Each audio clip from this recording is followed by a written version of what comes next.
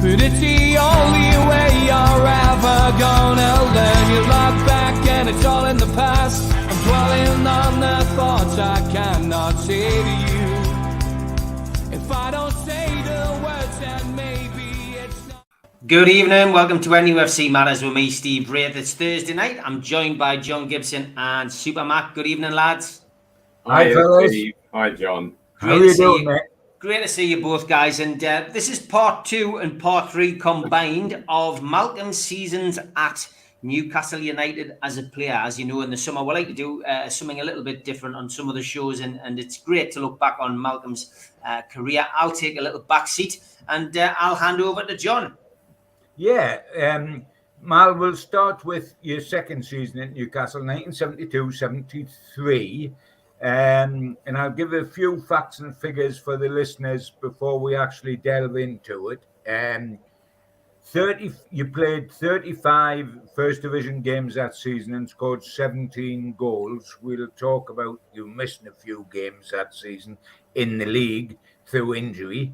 FA Cup games, 2 games, 1 goal. League Cup, 1 game, 1 goal. Texaco Cup, 4 games, 1 goal, and the Anglo-Italian Cup, which was in that particular season, which we ended up winning. You played 5 games for 4 goals. So competitively, your season was 47 games and 24 goals out of the 47, which is a phenomenal run. It's 1 in 2. Which is as good as you can get for a striker, especially where there's a few injuries. And over so many competitions, 1, 2, 3, 5 competitions, Malcolm, with the league, FA Cup, League Cup, Texaco Cup, and Anglo-Italian. And we piled a lot in those seasons, pal. And Joe fielded basically his first team in every competition, unlike today. Yes, yeah, he did. And because we literally worked on a 13-man squad. When we sat in the dressing room for a team meeting, there usually were only 12, perhaps 13 players, but that was it. And it was a small squad that we had out in the training field. And you know, there were. These days, good heavens above, they consider, you know, they do a list of 25 names, don't they?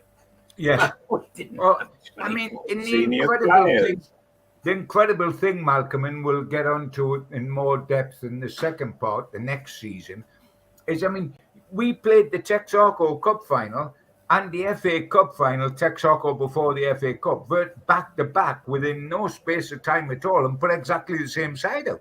We didn't spread the load and put some of the reserves out in the FA Cup and the League Cup, which sides do this season. That was sort of unheard of. We went in all guns blazing in every competition and did well. It was, and I think you always said to me that when you look back on your career, you preferred playing anyway to resting or just training. Always, always, John. Even when it came to the close season, I got to a stage where I didn't feel that a long rest was going to do me any good. In fact, it would do quite the opposite, and that I wanted to keep my fitness up on a regular basis, and not take that summer dip, as it were, in fitness. And so by the time we got to the 74-75 season, I said to Joe Harvey, look, I need to go and play through the summer. So can you imagine that these days, Malcolm? Can you imagine that these days? Can you imagine Harry Kane or somebody saying, you know, I want to continue playing, let me go out and play this summer somewhere else? Yeah. I mean, they're dying for a rest. Absolutely. But there were an awful lot of clubs happy to let their players go through the summer, and go to places like Australia, South Africa, and and to Sweden and I was going to have say, you I yourself. played in all three of those countries over 3 summers. I'd forgotten about Australia, but I certainly knew that while you were famously in South Africa when I did the call about Gordon Lee, you did go to Sweden as well, didn't you? Yes. I went to Sweden and I played for a side called Djurgården in Stockholm, in the capital, Stockholm, and they played in a really historic football stadium. It was built for the, I think it was I think it was built for the 1908 Olympics. Oh, right. Yeah, and it was then sort of taken over by Djurgården and when they played football, and when we played, it was one end was still like it had been in 1908. You know, and I don't know whether it had a preservation order on it, but it was small, sort of low brick building with a couple of towers on it. Well, wasn't that part of Fulham's ground, like the cottage or something, that you would never be allowed to touch? You had to keep it. Oh, that's right. Oh my word. We couldn't do anything with the cottage. There was a preservation order on that at Fulham, and also whenever we were working on the ground, historians would come along because they were searching desperately to complete history for the original Craven Cottage. All right. Yes. Which is where Anne Boleyn stayed while she was having the premarital affair with Henry VIII. He would come along from Hampton Court,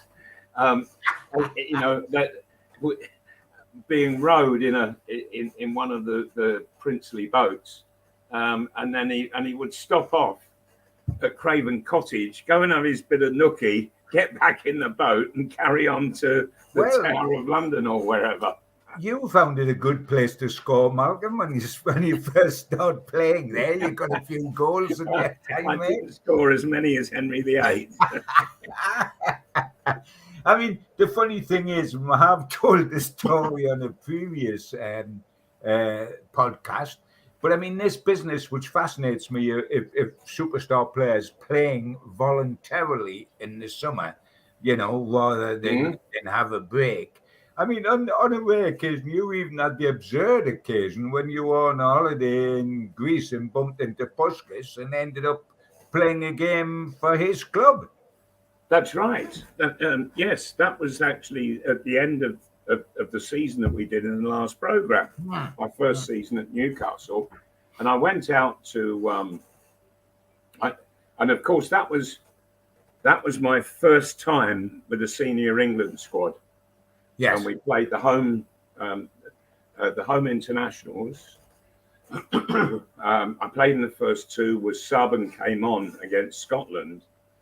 And then we went away on tour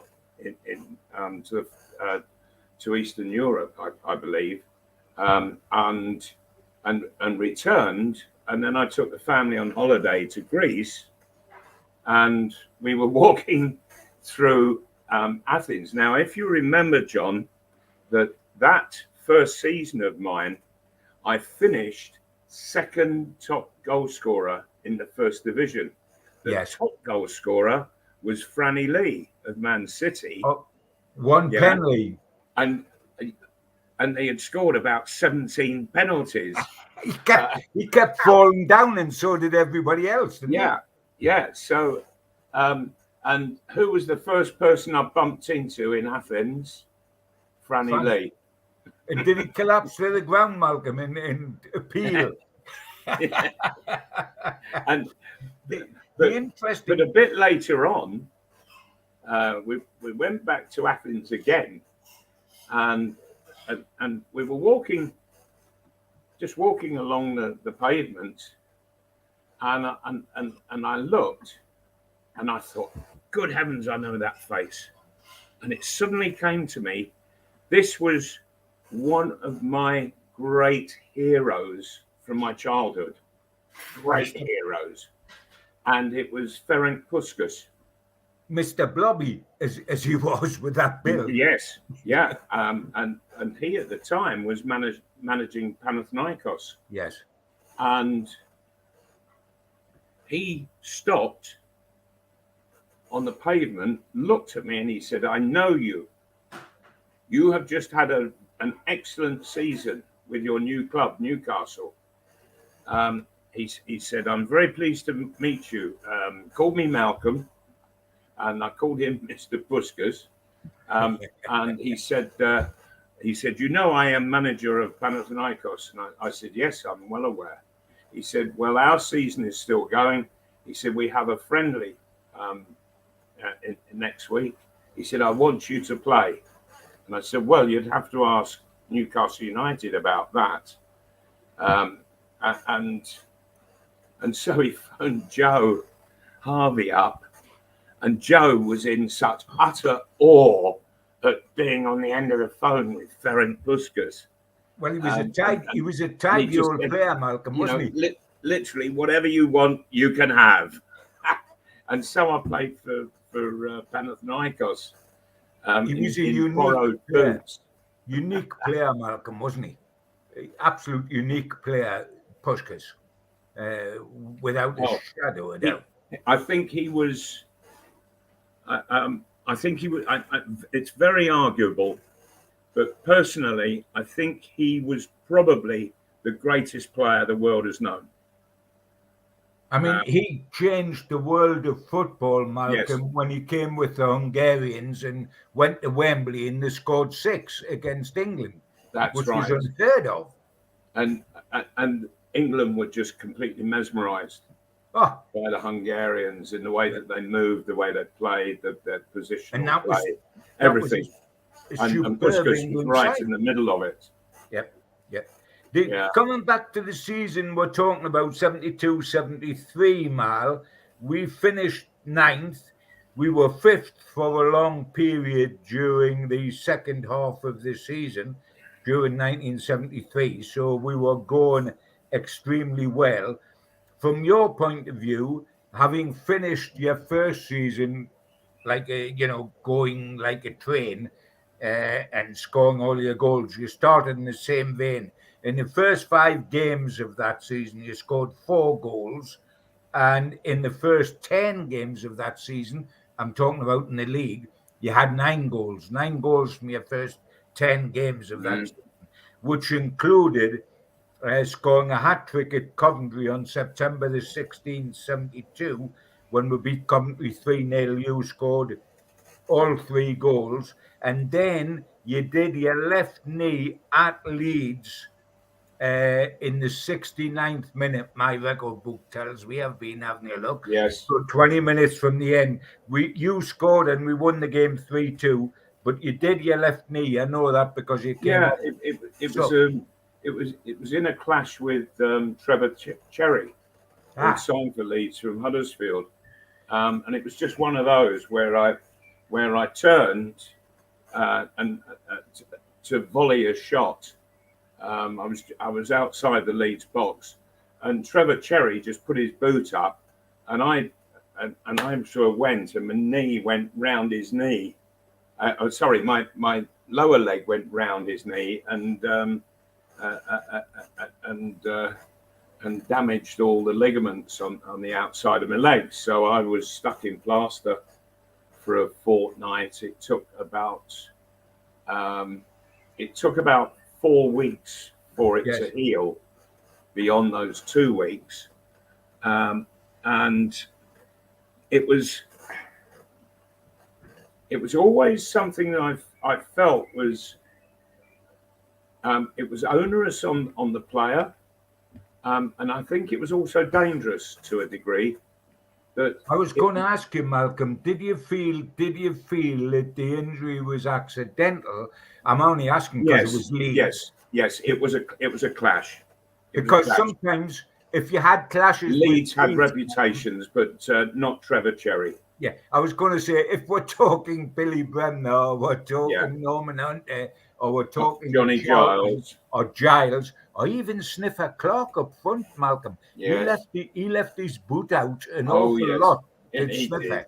I mean, he was a naughty centre forward. The whole team were basically capable of being naughty while they were capable of getting they could be very naughty. I was always surprised, Malcolm. What was your feeling? I was always surprised that people of the ability of Bremner and Giles, who could spray passes around in midfield, could be so nasty physically as well. For all their talent, both of them could be nasty. Yes. And Billy Bremner had got into all sorts of scrapes. He was sent off with Kevin Keegan at Wembley. Yes. In a cup final. And Johnny Giles was the worst. Yes. He would come so late. I could actually give you an instance at St James Park. Newcastle had a free kick it was about 25 yards out, and Terry Hibbett and I were on the ball, and I said to Hibby, I said, if you just roll it 2 feet, I said I can curl this round into the corner, and so he rolled it, and I whacked it. It's gone round the wall, and it's hit the top of the bar. And it's gone up in the air, and it's gone quite a way up, and it's come down, and I saw the fella in the crowd jump up, catch the ball, and that's when Johnny Giles hit me with 6 studs right on the thigh. As late as that? Oh, it was it was almost next year. I was going to say if he'd been any later, it really was late, and that was Leeds United in particular. Johnny Giles. It wasn't that, Malcolm. Wasn't that why, when there was such a great side and they were winning the title and everything like that, they were unloved? Because unlike, say, Liverpool today or Manchester City today, they play their way to the title. Leeds were capable of playing beautifully, but they were capable of being reflective of Revy, I guess, the iron fist in the velvet glove. And a lot of fans didn't like them for that reason. John, I don't think it was an iron fist in a velvet glove. I think it was just sheer over the top with very sharp studs. Yeah, as simple as that. Because they weren't like Malcolm, were they? They weren't they didn't take prisoners at all, and I never got on with Revy at any particular time. I found him always aloof and quite distant, and quite rude. But he certainly wasn't that to his own players. No. To others he was. But there was one time, it was the last game of the season. Leeds United had just been beaten by Sunderland. The 73 in the cup final, FA Cup final, which was the end of this particular season, of course. And so they've been beaten in the cup final. They Derby had won. Derby were top of the table. Yes. Leeds United needed 1 point out of 2 remaining games, both away from home, playing Newcastle first and Wolves as the ultimate game of the season. And they needed 1 point because they had a superior goal difference to Derby. This is at the one season point, and they would win the title. And Derby had already flown off to Spain and were lying around a pool. This was Clough's Derby, wasn't it? Happen. Yeah, and And on the Monday prior to the game, which I think was on the Tuesday, it was brought forward. We usually played on Wednesday, but it was brought forward because Leeds then had a second game that they had to play, I think, on Thursday at Molineux. And Terry Hibbitt came into the dressing room for training on the Monday, and he looked worried and concerned, and I said to him, because he used to sit near to me to get changed, and I said, "What's up, Hibby?" I said, "You're a bit sullen, more than usual." And he said, "I've got a problem." He said, "I've got a real problem." He said, I don't know how to put this over to everybody, but I feel that I've got to tell you all. I've had a phone call this weekend," he said, "and it's from a businessman in Leeds." He said he had a big furniture business who was a close friend of Dom Revi's. He had phoned saying, if we let Leeds United have the win, and it was our last game of the season, if we let them have the win, we would get, I think it was 5,000 quid to share out between us. Well, that was a sizable whack of money back then in those days. But we listened to what Hibby said, and he sort of said, don't shoot the messenger, for heaven's sake. And this, with it being the last game of the season, you go out there, you don't want to get injured. There's no fun in having a holiday with a plaster cast on. Yeah. And so,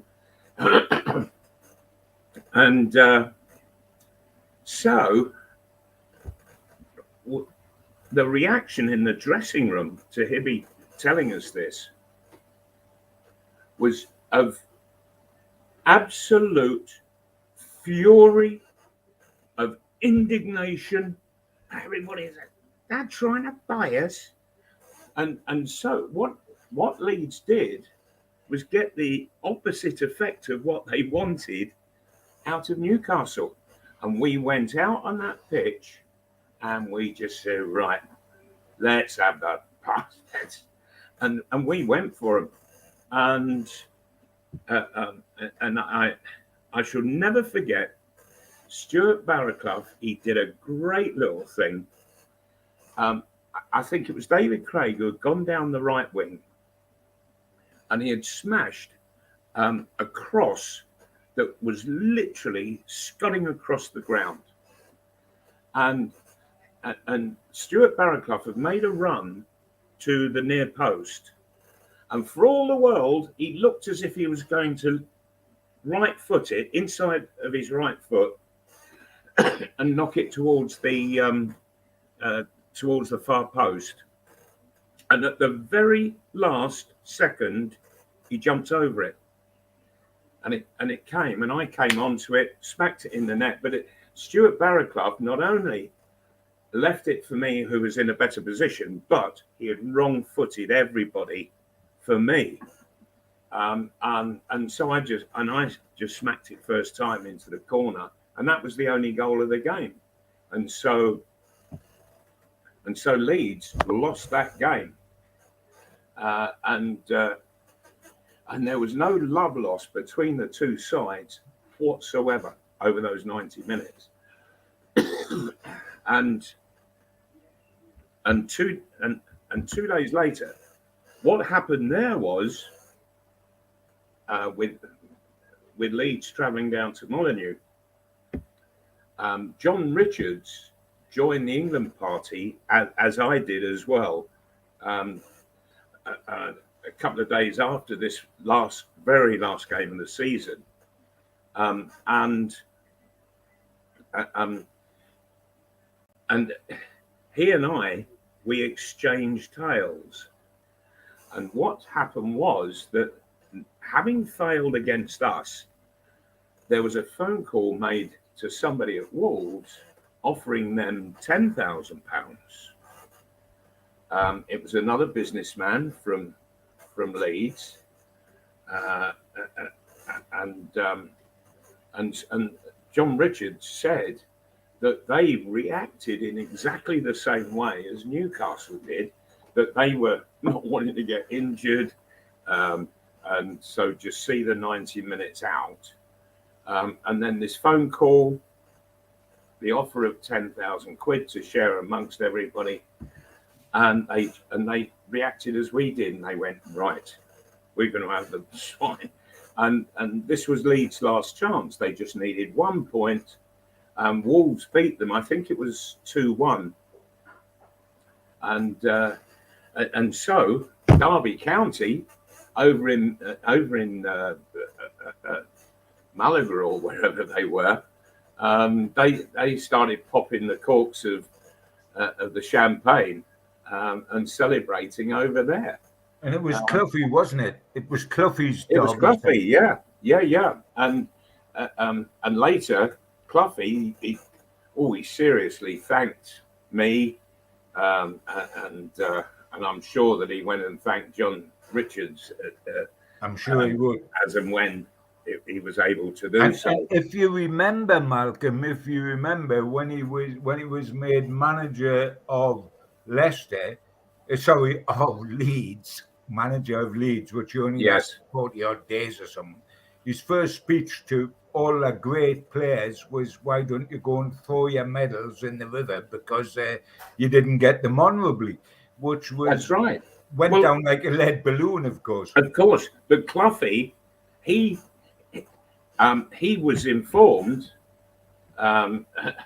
People made sure he was informed of what had happened with the offer to Newcastle, and then a doubled offer to Wolves, and Leeds.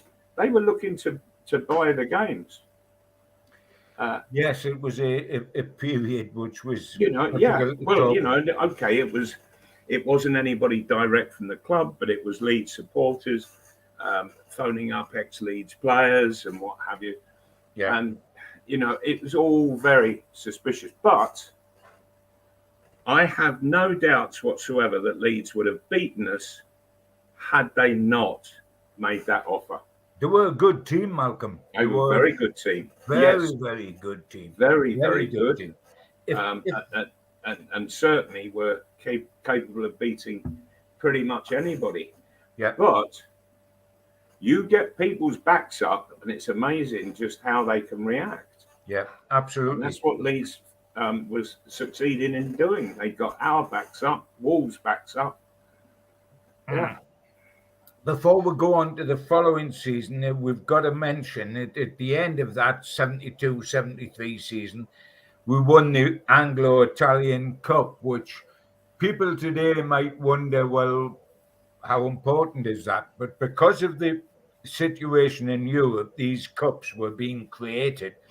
And, if you were playing sides from Serie A, which the English clubs were, they were tough games, and we went on to win. John, I remember going to the Olympic Stadium in Rome. Yes. In one of the matches, and we were playing Lazio. No, it was the first game, Malcolm. I've got it here. It was the first game in the Anglo-Italian. We played away to Roma. It was Olympic Stadium. To Roma. Okay, in the Olympic Stadium. Against Roma. Against Roma, and we won 2-0. Right, it was Roma. Okay, and it was quite a learning curve, I have to say. There was the fellow was a very good centre half, but what he was doing was, as the ball when the ball was played to me, and I was sort of getting myself set to control the ball, hold the centre half off, what he was doing was stepping off, and he would come suddenly charging over a couple of yards, and when the ball was 2 yards from me, just before it was coming into my space, he just booted me in the air. And he just kept doing it time and again. Jack Taylor was the referee. The World Jack Cup Taylor. final referee. Yes, yeah. The World Cup final, and, yeah. And I said to Jack Taylor, because he let about 6 of these tackles where I was just booted up in the air, and he never gave a foul on each one. He was letting them go. And I went over to him and I said, what on earth do you think you're doing there? The most blatant fouls. I said, you can see what the fella's doing. He says, look, he says, look where we are. He says, we don't want to cause any trouble, do we? I said, that centre half's the one that's causing the trouble. And if you don't get it sorted out, I'll do it for myself. And he said, now, don't you go doing anything silly. Well, I said, he whacked me a couple of more times. And so I said to Hibby, I'm going to go at a bit of an angle. I said, and I want you to knock the ball between me and the centre half, make it a 50-50. Okay, he said, and Hibby was great, to request like that. He could do it spot on. And so the ball was played. It was a 50-50 situation. And I'm not proud to say this, but I just had enough of this fella booting me up in the air all the while. And so I went and I smashed his knee in. And he was carried off. Jack Taylor, he said, I know what you did. I said, yeah, and what did he do a dozen times beforehand? He said, right. He said, one more. He said, and I'm going to send you off. He didn't book me, but he warned me that the next time he would send me off. And anyway, they carried the centre half off and they sent a sub on. And you should have seen him. He was like a gorilla, John. He had shoulders on him like that. He had a big chest on him like that. And he was so back. Bring the other fella back, Malcolm. He was so muscle bound. He had to keep sort of jogging on the spot, so he didn't set solid. And he's just booted me up in the air, and I'm looking at Jack Taylor, and seriously, he just ignored every single tackle from behind that the Italians made. Anyway,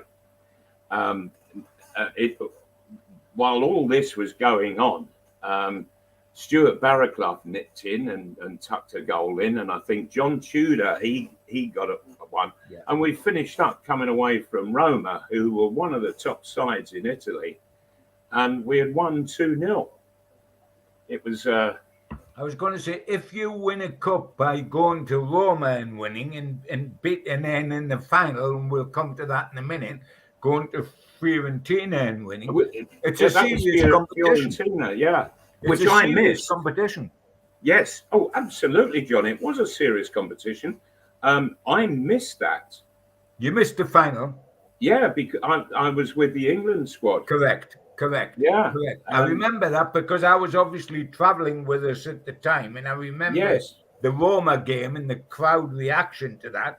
It just filling in what happened. You scored against Torino at home, and we beat them 5-1. And in the semi-final, we actually played Crystal Palace because you weren't necessarily going to get an Italian side all the way, because if they got knocked out, you would get a fellow English side, and we played Crystal Palace in the semi-final. And in the second leg, it was 2-leg. There was 0-0 down there. Second leg, you scored a hat-trick against Palace, and we beat Palace 5-1, which put us in the final in Florence against Fiorentina, one-off game. The stadium was absolutely packed, and we were playing without a superstar centre forward because I forget where you were, Malcolm, but you were on tour with England. Yes, where all my teammates from Newcastle were enjoying the wines of Italy and the wonderful food. I was in communist Eastern Europe. Well, serves you right. Do you know, I went on 3 England tours, and every one of them was to communist countries. Were they? Yes, 3 tours in a row. You know, You've there got were a other bit years unlucky. where they go to Brazil and go to Argentina. And You've got unlucky, mate. I got a short straw in life, John, I'm telling you. Go on, mate. Yes, absolutely. But if we can go on to 73, 74, which was a significant season, I'll quickly run through your figures again because I like people to know. Oh, sorry, John, just on stats, because you've got much superior stats to what I'm able to get hold of. But what I did notice was, interestingly, that this season that we've just been talking about, 72-73, that was the best Newcastle United season of my 5 years there. Yes, it was. We finished 8th, I think, or was it 9th? It was our best league season. We had good results in knockouts, but that was the best league season. Sure, but there was one stat that really stuck out to me, and what it was that we only won 4 of 21 games away from home. Incredible. Not good enough. And if we had won another half a dozen or so, then you're doing a bit of serious challenge. But it was the away form, obviously, that was letting us down generally as a side. Yes.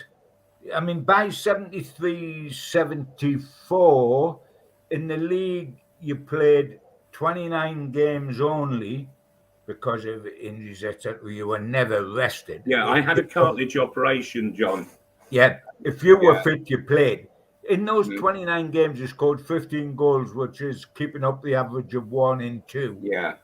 As opposed to 2 for the whole of the season, which is what our current centre forward does. FA Cup, 10 games. FA Cup, and this is the season of going to the final. FA Cup, 10 games, 7 goals. League Cup, 2 games, 3 goals. Texaco Cup, 4 games, 3 goals.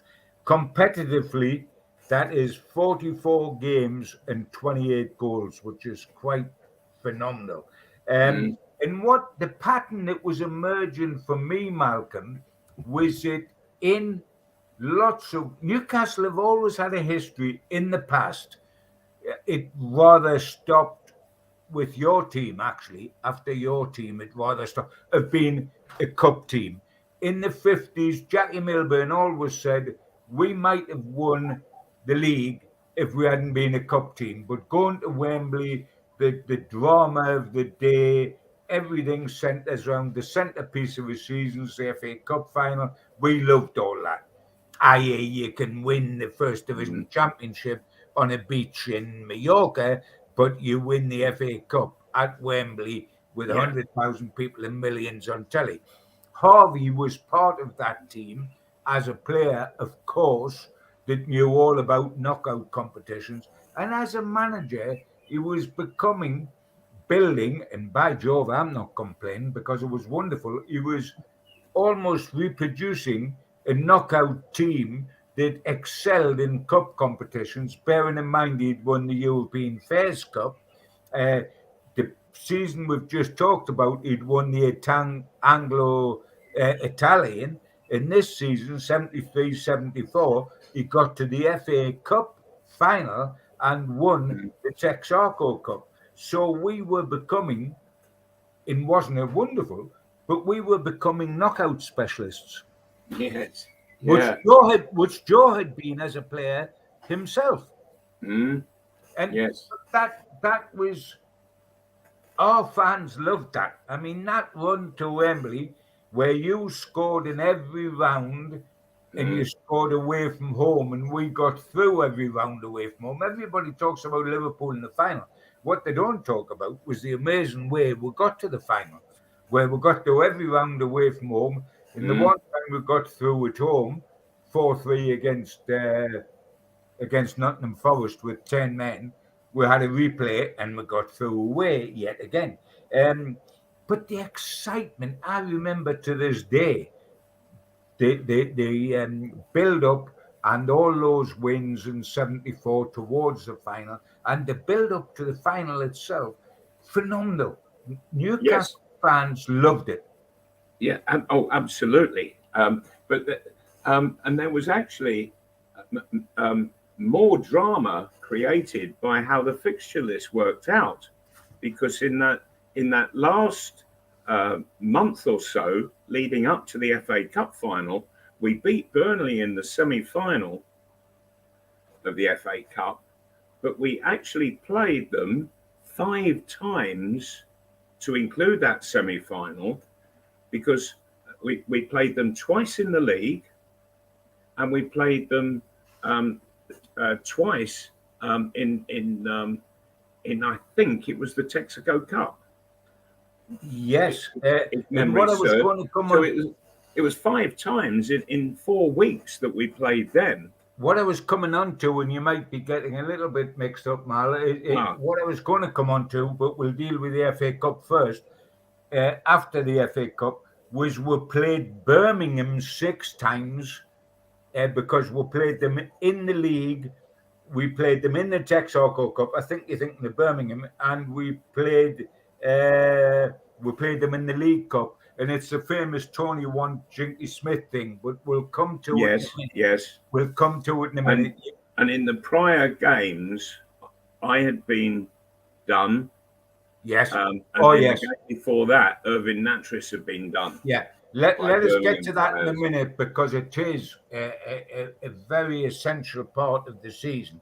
But if we can look at the FA Cup, and you know what's staggering with me, Malcolm, when you look back, and we touched on it at the top of this particular programme, that Newcastle, Joe, he didn't think of resting players in big competitions. He actually rested players between the semi-final of the FA Cup and the final of the FA Cup, and we didn't win a game. Well, we actually lost 5, drew 4, and won 1 out of our last 10 league games, which is why we dropped the 15th in the league, because all of a sudden between the semi-final and the final of the FA Cup, he played, I looked in the record book, he played in the first team at different times. Burley, Kennell, Crossan, Hope, who was a centre forward, Robson, an attacker, and Bruce. They all played in that build-up, and we didn't get a win. But the staggering thing was that in cup competitions, which mattered, and he was a cup guy, we played the Texaco Cup final at home on April 24th, and we played the FA Cup final on May the 4th, which is, less than a fortnight later. And we played exactly the same team in the Texaco Cup final, which went to extra time against Burnley, and we won it. And he didn't rest one player for Wembley. He wanted to win that competition because it was a knockout cup competition, and he did win it. And then we went to Wembley and played the same boys again. That today, people look at that and would say, well, he was crackers. I go the other way. I look at that and say, why did Newcastle United in the Ashley era put out all the reserves? The first team weren't good enough, and they put out the reserves in the FA Cup and the League Cup under Ashley because they wanted out the competition. Ludicrous, Malcolm. Well, John, it's not only ludicrous and madness, but it is so unprofessional. Newcastle United were never going to win the Premiership. Not at all. Not at all. So, if you've got the chance of going and having a cup run and perhaps even winning it, go for it. Yeah. And this is where I could not, for the life of me, understand managers saying, "Oh, we're not interested in cups. We're only interested in the league." But you're never going to win it. You're finishing in the bottom half of the table all the while. In fact, under Ashley, Newcastle got relegated twice, and still they were playing reserve sides in the cup matches. The incredible thing, Malcolm, is that you are condemning, Ashley was condemning a generation of Newcastle fans, the young fans, to the fact that their club was never going to have the chance to win anything during his tenureship because we couldn't win the league and we weren't going to win the FA Cup and the League Cup because we were putting reserves out. Yes. It was absolutely, and yet Newcastle, if you go through history, were always seen as an FA Cup side. They were always, Joe Harvey was brought up on them being an FA Cup side. Talk about waving the white flag before the war started. Yeah, absolutely. That's a brilliant way of putting it. That's exactly what we did. I mean, we have talked a lot in the past, so we needn't go over it kick by kick about Nottingham Forest and what happened with Newcastle. But the amazing thing was that year we start in the FA Cup, I'm talking about that season. We started off with bad results at home against very inferior sides. I think we're talking Hendon and Scunthorpe. And then we beat them away. You scored in all the rounds away from home because Forest ended up where we went to a neutral ground, Everton, and you got the winner in the third game against Forest, if you like. Yes. And of course, the semi-final was on neutral ground, so it was away. Also, both sides. Prior to the Forest game, that was the 6th round, wasn't it? Yes. Yes. In the 5th round, we played West Brom. That was our great performance, Malcolm. Oh, John, that was one of the great team performances that I've ever played in. It really was. One of the best I've seen, Malcolm. Yeah, and the crazy thing was that Terry Hibbitt got injured in the first few minutes, and he came off. Who was our playmaker? Yes, and he came off. And Jimmy Smith came on and ran the show. Yeah, and I had never. People kept telling me you've never seen Jinky at his best. You've never seen Jinky at his best. When he came on against West Brom, he was absolutely incredible, sensational, and I shall never ever forget the cross that he rocketed in across from out on the right wing at a slightly it was angled slightly behind, and it was like it came like an exocet, and I just got up, headed it. Thank you very much, and nobody could challenge me. They couldn't get near the cross.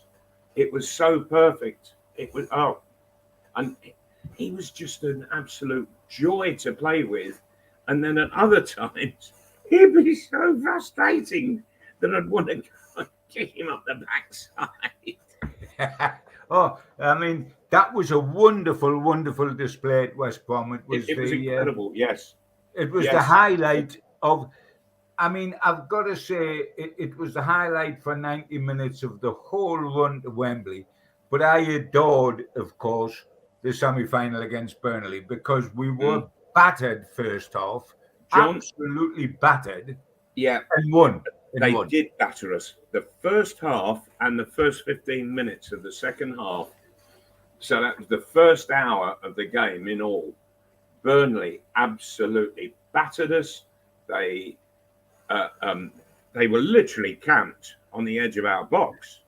And they were creating so many goal chances.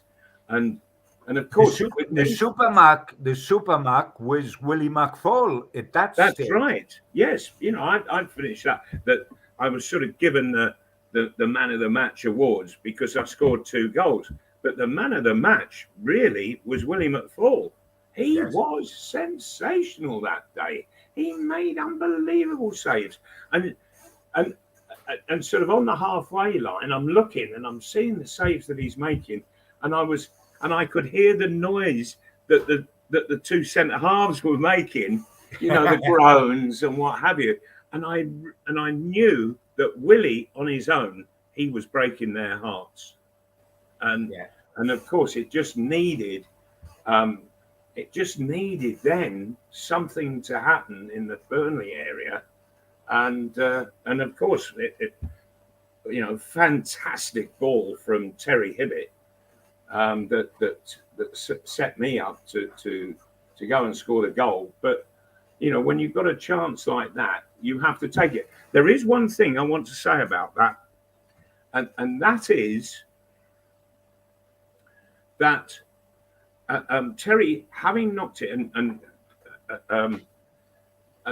the Burnley centre half, he had sort of ventured forward because Hibby actually hit it from just outside of our penalty area. You know, when you look at him, he's not 7 stone soaking wet, for heaven's sake. And Colin Waldron, the centre half, he sort of took the liberty of getting in front of me, thinking that he could intercept. But of course, Hibby, it was all timing, and he was such a magnificent striker of the ball that he has just sent this absolute excess of a pass, and Colin Waldron, thinking it's going to drop short, it didn't. It kept going, and I knew it would keep going. So I've just turned, and Hibby, having already played it, I'm well inside of my own half, and I've just turned and I'm away, and Colin Waldron is doing his best to catch up to me, and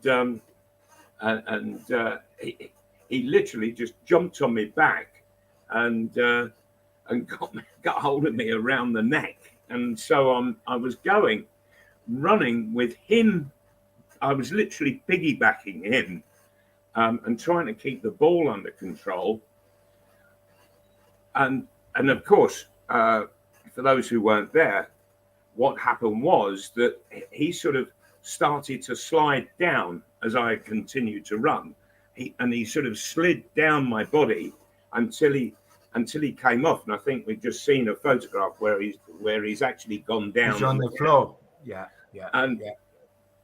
And I was off balance. But I got a shot in, which Alan Stevenson, the Burnley keeper, he parried with his hands in front, and it came back to me just to my right, and so I just took it a couple of yards and side-footed it and rolled it into the net, into an empty net. The thing was that the referee, his name was Gordon Hill. Gordon Hill. He was. I think he was a school headmaster from Leicester. After the game, I said to him, "There's a full crowd out there at Hillsborough." I said, "There's television cameras all over." I said, "And yet, you allowed a fellow to jump on my back for him just to cling on. You've watched me trying to stay up on my feet." I said, "Why didn't you take the easy option, blow your whistle and give a free kick? And then the situation's dead." He said, "Because," he said, "as a referee, I feel it's my duty to know and understand the people I'm refereeing. And if there was anybody who was going to stay on their feet and get a shot in, it was going to be you." And he said, "So I didn't give a free kick." And I thought, that has got to be one of the most brilliant bits of refereeing ever. And he's just explained it as well to me. Know your players, Malcolm. Your players. Yeah, and I must absolutely. Say, because I was there on the day, as were thousands of Geordies who will be watching this and saying, "Yeah, I was there." You've definitely underplayed your 2 goals in talking about how well McFall did and Hibby's pass, etc., because they were not easy goals, man. There was a lot of work still to be done on both occasions, and the job was done done expertly. Yeah, mine. The person I haven't mentioned was, for the second goal, was Terry McDermott, and he hit an absolute belter of a goal to equal Terry Hibbett almost, to put me away for the second goal. Yeah, he could play a little bit as well. Oh, yeah, just a little bit. yeah, he could play a little bit. It was, absolutely superb passing. And of course, it just goes to show that, you know, Burnley were so much on top for an hour, but you just have to bide your time, and if you know, stay firm, stay tight, and do whatever you can to stop the other side from scoring, and wait for your chance to happen. And that was the classic example of suddenly turning a game. All in one pass and a shot. Can I mention, Malcolm, because we're running out of time, and we did say earlier in the programme, I would mention it, it was the matches with Birmingham rather than Burnley, which produced, they were known at the time as the Brummie Bashers, I remember that ever so well, and we played them 6 times. One game was a ban in the League Cup, so technically we played them 5 times, I guess, and we played them in the League, and we played them in the League Cup, and we played them in the Newcastle Cup. And the reason for mentioning it was that the games, we almost played them back to back to back to back. Yeah. And any bad blood was going to carry over because you didn't have another 4 months before you saw them again. And it was the difficulty. In early December, we had played Birmingham. Irvin Natras was often 4 minutes. He'd been done by Tony one of their players. Yes. And then in the Texaco at our place, Tony Want had his leg broken in 2 minutes by Jinky Smith. Right. You could go in the press box, Malcolm, which at that stage was at the back of the stand. Well, it was on the roof. Yes.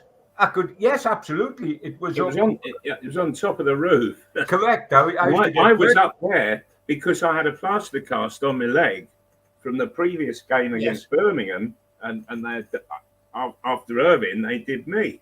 And you could hear the snap up there, couldn't you? You could hear the snap on one. Yes. On his leg, sitting up there. Yeah.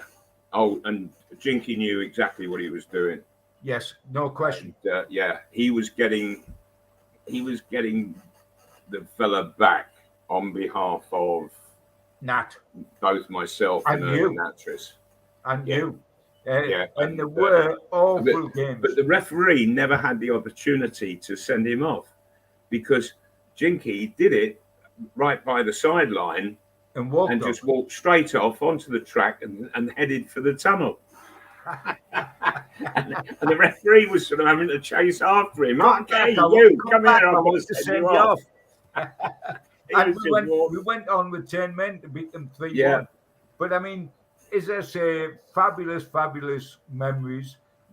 We'd quickly become established in the image of Joe Harvey, I always felt, because, you know, the previous season we'd won the Anglo-Italian. This season we reached the FA Cup final, a wonderful achievement, and won the Texaco Cup.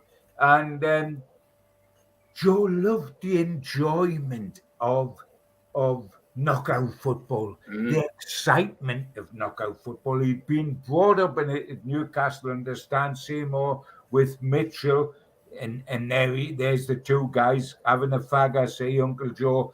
I see very few photographs of Uncle Joe without a fag in his hand, apart from when he was playing. The rest of the time, he seemed to be knee deep in fag ash. What a lovely man, and what a great servant in Newcastle. But he loved the panache, didn't he? Yes. The panache, if going out in sudden thrust and parry, you either were triumphant or you were dead. In the league, almost seemed like the Grand National course with so many jumps, whereas you get a cup, it's 6 matches and you've got glory. And we were very, very good at that time. And that's why I found it, as an old-fashioned sort of guy, very, very annoying that our attitude to the domestic cup competitions under Ashley. What I love under the new regime, what I love, Malcolm, under the new regime, and I'm going to bring you in and ask you this, is that they have already said that their intention this coming season and in the future is to have a real pop at the FA Cup and the League Cup. Why? because we ain't going to win the league. We might eventually under this lot in about 6 years' time. But we could win the FA Cup or the League Cup this coming season with the right draws. You must have a go, Malcolm, mustn't you? Oh, absolutely. Plus the fact, John, you win that competition and it takes you into Europe. Absolutely. You know, absolutely. For heaven's sake. I tell you what, Malcolm, if we win the FA Cup or the League Cup in the next 3 seasons, they can take Earl Grey off the top of Grey's monument and put Eddie Howe up there, because they'll know what it's like when they bring the cup back to St James's Park and arrive in the central station. They'll say, God, is that what all the fuss has been about all these years? That'll be the dog's business. Let's have that, please. That'll do me in my old age, and I think it'll do all 3 of us. I think so. It would do all 3 of us. And I can see him sitting at Wembley when we win a trophy there and saying to himself, I knew I joined for some reason to support this club for the rest of my life, and this is what it was about. Yeah. And that's what we all want. Absolutely. Great stuff, lads. And a lot of people saying, where's Steve? I'll just sit back and listen, just like everybody else on these shows. It's the right way to do it. It's the respectful way to do it. And it's just thoroughly enjoyable listening to those recollections from yesteryear and some great stories. I do have to give a quick shout out, as always, to our sponsors. Thanks to Spider Miner, the only cryptocurrency miner that can mine 5 different cryptocurrencies at the same time whilst using virtually no energy, and it's VPN protected. Buy yours now at www.miner.spidervpn.org. Thanks to Skips and Bins. Telephone 0800 25 45 25 3. Email inquiries at skipsandbins.com. Website www.skipsandbins.com. Easy, contract free and pay-as-you-go waste collection. Thanks to L&G Family Funeral Directors 01913897245, and to Garden of Healing Dispensary, CBD hemp and cannabinoid specialists www.thegohd.com. Thanks to qtechshop.co.uk, the makers of pool tables and snooker tables in Wolves and Newcastle, and the guys who run our website, NUFCmatters.com. Thanks to Cleekai, meet the new game over screen. Drop into a Clearrun device near you, available on Apple Store, Google Play, and clearrun.games. Thanks to Media Arts for all the help with the video side of things. And if you want to subscribe, hit the Newcastle Legends logo in the bottom right-hand corner, and you can subscribe for free. Still doing 7 shows a week. Hit the thumb up to like the video, click share to share to your social media, and drop into the comments box to speak to like-minded Newcastle fans. We are still available as a podcast as well on iTunes, Spotify, Podbean, and the rest. You can tune in usually 24 hours after the show has finished on YouTube. And we also have a membership scheme. So if you want to join, you can click join underneath the YouTube video, or put your smartphone over the QR code. It takes you straight to the website and you can become a member. If you do it that way, you get a scarf, a cup, a pen, a membership card, and entry into the monthly draw. We also give you a car sticker if you are a subscriber. That's for free. So just email John at nufcmatters.com. and John will send you one out. Please support the food bank. NUFC fans, foodbank.co.uk is where you can make a virtual donation to the Matchday Bucket. And last but by no means least, tomorrow night, you can pay on the door. We have done 80 tickets for tomorrow night. So going to be a cracker night. Mick Lowes and Andy Griffin will be live at Shearer's Bar, 7 o'clock tomorrow night. So if you're struggling for something to do, pop up and see the guys, give them your support. Should be an absolutely cracking night. Lads, as always, been a pleasure. Great to listen to those stories. Look forward to seeing you both next week. Take care, John. Take care, Malcolm. Indeed. Have a good weekend, guys. Thanks a lot, guys.